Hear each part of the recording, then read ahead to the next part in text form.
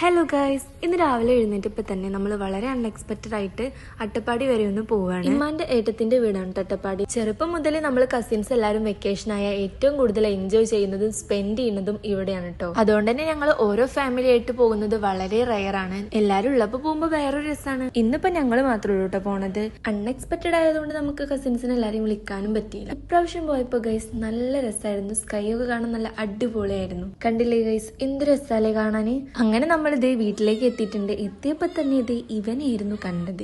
ഇവൻ ഈ വീട്ടിൽ വന്നു കൂടിയിട്ട് 2 ദിവസമായി നാട്ടോ താത്തമ്മ പറഞ്ഞത്. ഇവിടെ വന്നുള്ള ഒരു കാര്യം എന്താന്ന് വെച്ചാല് ഞങ്ങൾ പുറത്തോട്ടൊക്കെ ഇറങ്ങും, ഫുള്ള് ഇതേപോലത്തെ ഓരോ സംഭവങ്ങൾ കിട്ടും ഗൈസ്. ഇപ്രാവശ്യം പോയപ്പോ ചെറി മാത്രമേ ഉണ്ടായിരുന്നുള്ളൂ, അല്ലെങ്കിൽ ചാമ്പക്കയും നെല്ലിക്കയും ഒക്കെ ഉണ്ടായിരുന്നു. നെല്ലിക്ക ഉണ്ടായിരുന്നു, പക്ഷെ ഞങ്ങളിത് പറിച്ച് കഴിച്ചില്ല. ചാമ്പക്കന്റെ അവസ്ഥ വളരെ ദയനീയമാണ് ഗൈസ്. ഇത് എന്തോ കാറ്റത്തൊക്കെ ഇതിന്റെ വെയിറ്റ് കൊണ്ട് പൊട്ടി വീണെന്നാണ് താത്തമ്മ പറഞ്ഞേ. അങ്ങനെ നമ്മൾ ഇതേ ചെറി പറിച്ചെടുത്ത് കഴിക്കാണ്. ഇതിന്റെ കറ നമ്മുടെ ഡ്രസ്സിലൊന്നും ആയ പോവത്തില്ല. ഞാനാണെങ്കിൽ വൈറ്റ് ഡ്രസ്സുമാണ് ഇട്ടേക്കുന്നത്. ഇതിന്റെ ടേസ്റ്റ് എന്ന് പറഞ്ഞാൽ ചെറിയൊരു പുളിയും മധുരമൊക്കെയാണ്.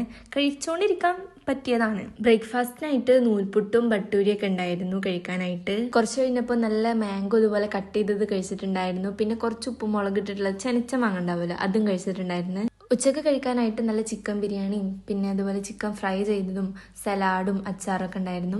അങ്ങനെ അതൊക്കെ കൂട്ടി കഴിച്ചിട്ടുണ്ടായിരുന്നു. പിന്നെ കുറച്ച് 7up എടുത്ത് കുടിച്ചിട്ടുണ്ടായിരുന്നു. പിന്നെ നമ്മൾ പാപ്പിപ്പാന്റെ കടയിൽ പോയിട്ടുണ്ടായിരുന്നു. പാപ്പിപ്പ പറയുന്നത് ഉമ്മാന്റെ ഏട്ടത്തിന്റെ ഹസ്ബൻഡാണ് കേട്ടോ. അവിടുന്ന് നമ്മൾ ഇതേ മിഠായിയൊക്കെ എടുത്ത് പോന്നിട്ടുണ്ട്. പോകുന്ന വഴിക്ക് നമുക്ക് റോഡ് സൈഡിലായിട്ട് തന്നെ കുറച്ച് കൃഷിയിടങ്ങളൊക്കെ കാണാൻ പറ്റും.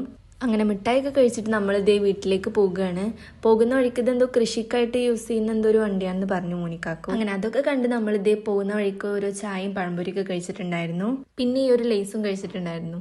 അങ്ങനെ പോയി അട്ടപ്പാടി ചുരമൊക്കെ നമ്മൾ ഇറങ്ങി.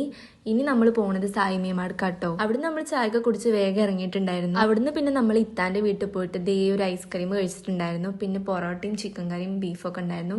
അങ്ങനെ അതൊക്കെ കഴിച്ച് വീട്ടിൽ പോയി.